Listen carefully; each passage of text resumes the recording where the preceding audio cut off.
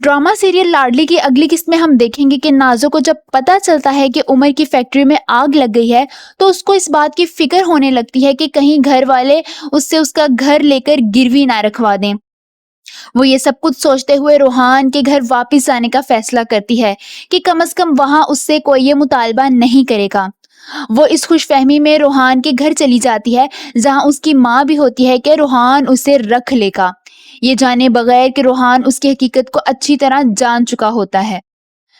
वो वहां जाती है और रोहान का रवैया देखकर हैरान रह जाती है। वो उसे कहती है कि मैं तुम्हारे साथ रहना चाहती हूँ और आंटी के साथ भी रहना चाहती हूँ, जिस पर वो उसकी झूठी बातें आराम से सुनता है और फिर उसे कहता है कि तुम जैसी लड़कियां घर बसाने के काबिल नहीं होती।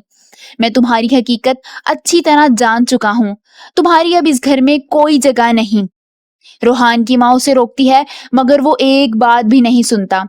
नाज़ो अपनी इतनी तजलील होने के बाद खुद से नजरें मिलाने के काबिल भी नहीं रहती, क्योंकि उसकी सारी उम्मीदों पर रोहान पानी फेर चुका होता है।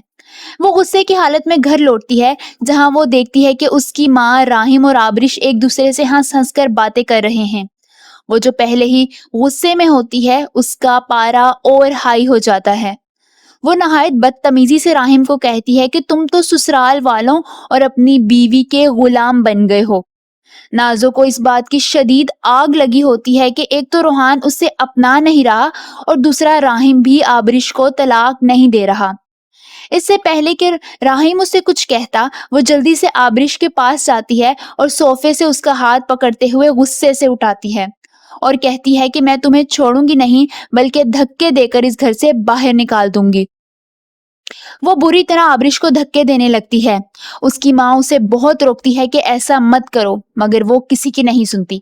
राहिम ये सब कुछ देखते हुए आगे बढ़ता है और अपनी बीवी की ढाल बनते हुए नाज़ो को बहुत सुनाता है, यहाँ तक कि हर ताल्लुक तोड़ देता है।